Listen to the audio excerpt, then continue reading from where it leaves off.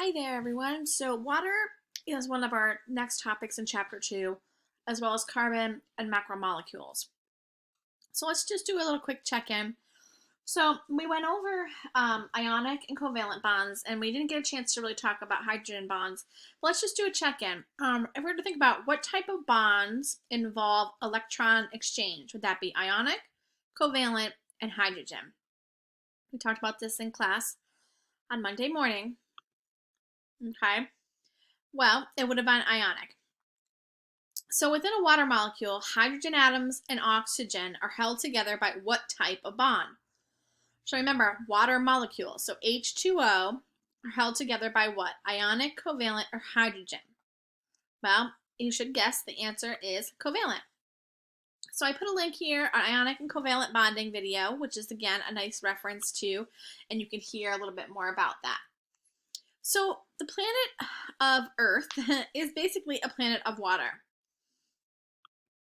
And if you look at the visual here, you'll see that most of what we see is actually water versus land. So here's one water molecule, here's another, so on and so forth. And if we were actually meeting in lab, we would play with models just like this. So one molecule of water, which is this guy right here in the middle, can bond with up to 4 other molecules. So here's 1, 2, 3, 4. Now, again, the hydrogen and the oxygen and the hydrogen of the water molecule right here, for example, OH, we know is a covalent bond. But the bonds that hold the different water molecules together are what we call hydrogen bonds. And these are really weak bonds, okay? And now how they attract is that the hydrogen of one water molecule will bond with the oxygen of the other. And you can see this is slightly negative and this is slightly positive, and opposites attract. Now what I want you to think about though is that this little water molecule and this little water molecule and so on and so forth are probably the tiniest tiny little puddle, little droplet you might see of condensation. Now the properties of water are these 4: cohesion, temperature moderation, insulation, and solvent. So we're going to talk a little bit more about each one of these in a few moments. And if you had watched earlier in the beginning of the semester, I had a video on water and the ice. And it's very, very interesting to look at what's happening over in Greenland. And so that's a cool little video to watch. It has no words, it's just visual, and it's just kind of an awe-inspiring video. So cohesion. Cohesion basically means that hydrogen bonds are holding together water. And we can see that right here. So when these hydrogen bonds are holding together, this is what we call cohesion. Now let's think about that. Cohesion is important because it holds the water molecules together. Now adhesion is another example of our hydrogen bonds that are between the water and other polar materials. So adhesion is like we refer to as a meniscus in the lab, but basically thinking along the lines of that, if you have something like a container full of liquid, so let's say this is my, a glass or something here. What actually happens is if we have, liquid in here, what actually happens is the water molecules like to adhere to the surface. So meaning like the glass or the plastic. And so it creates this kind of bowing effect, because what's actually happening is all of the water molecules want to adhere to the side of the plastic container or the glass container.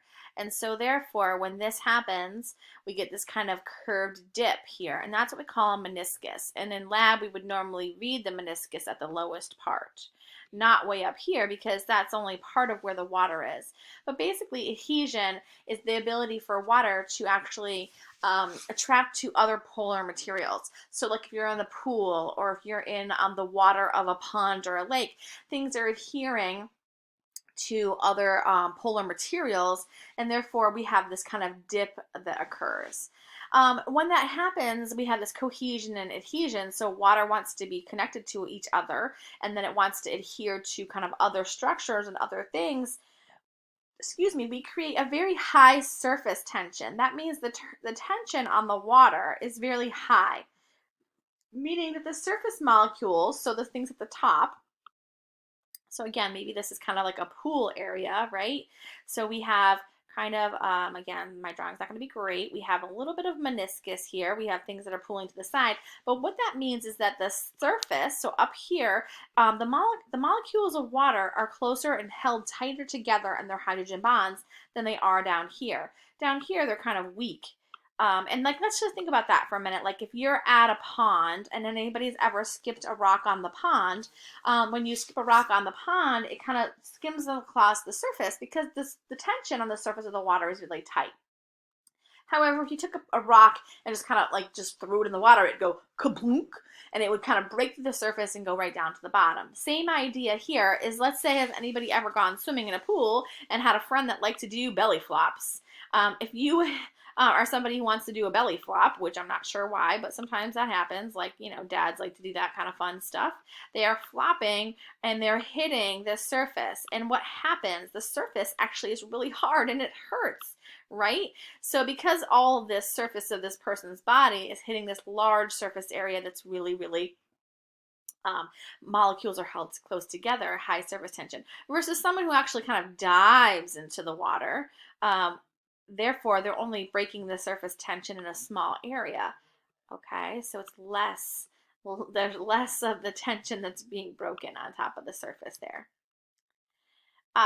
This is an example of how water does that with trees, and how basically water adheres and then kind of moves upward in the vessels, which is kind of a neat process, but we're not going to spend too much time on the plant movement of water.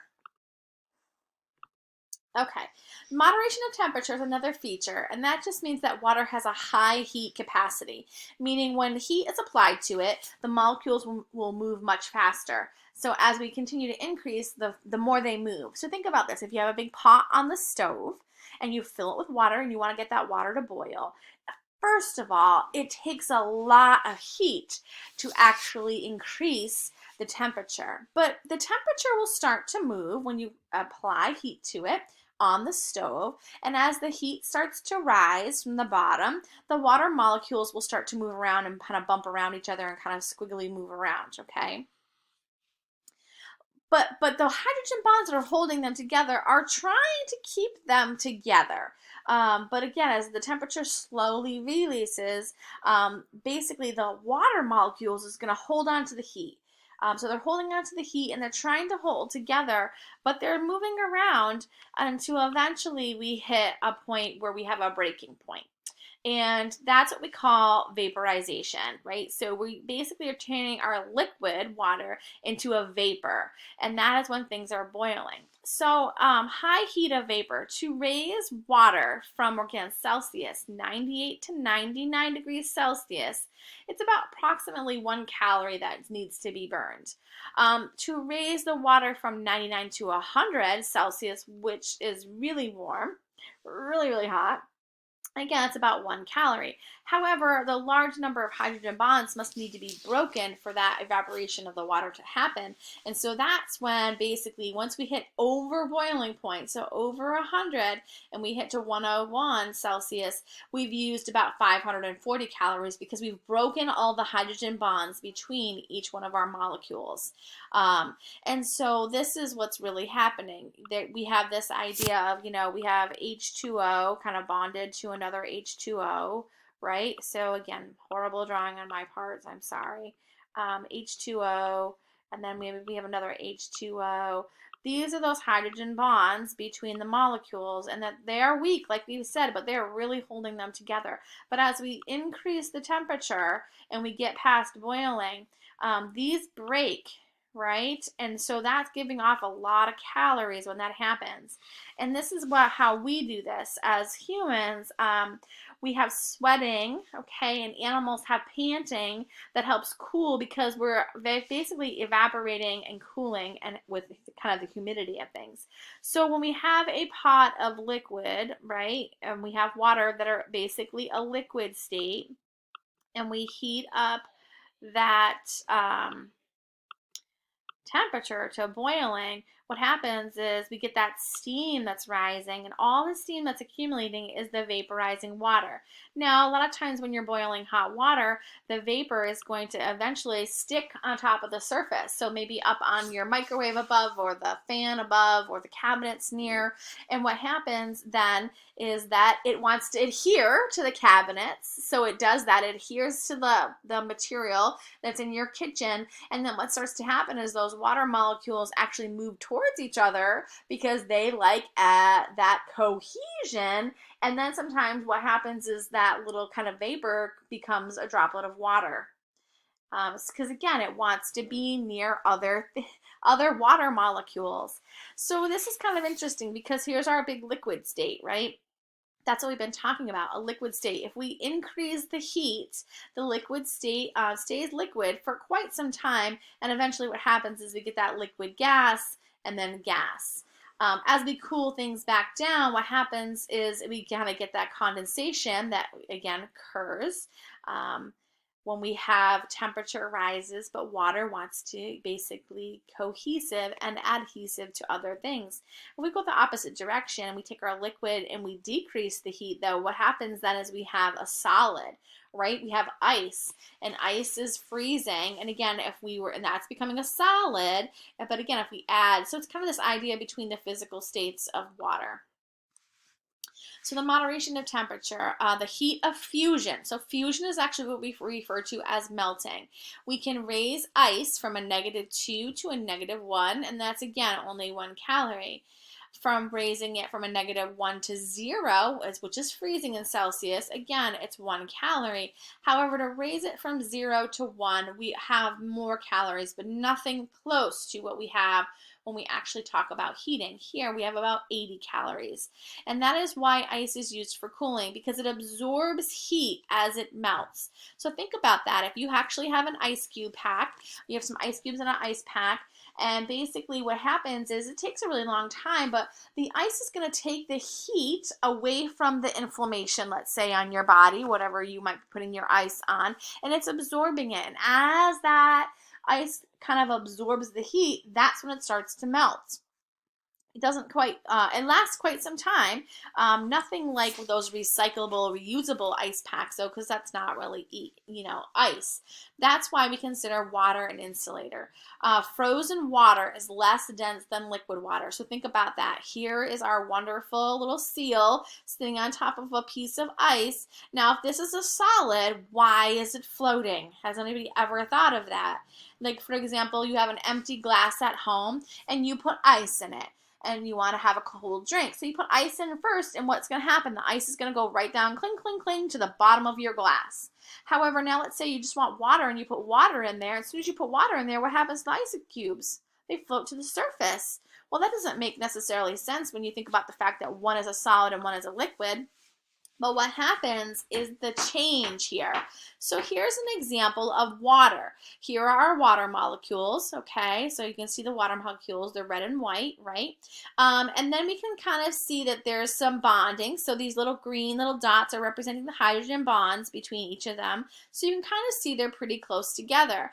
And if you look at this, there's probably, 30 water molecules there. When we basically decrease the energy, decrease the temperature, what happens to our water is we create these wonderful little lattice pieces. So what stretches out are these big gaps in the hydrogen bonds. So here in the same picture, we had about 30 water molecules. Here maybe we've got 12, and they're stretched out and they become these big gaps, and they're really rigid, and we have lots of open space. So here's kind of what it looks like, 3D lattice.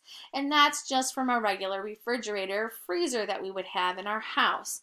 And because of that, the density is decreased. So they weigh less than our regular ice, than our water, excuse me. Let me say that again.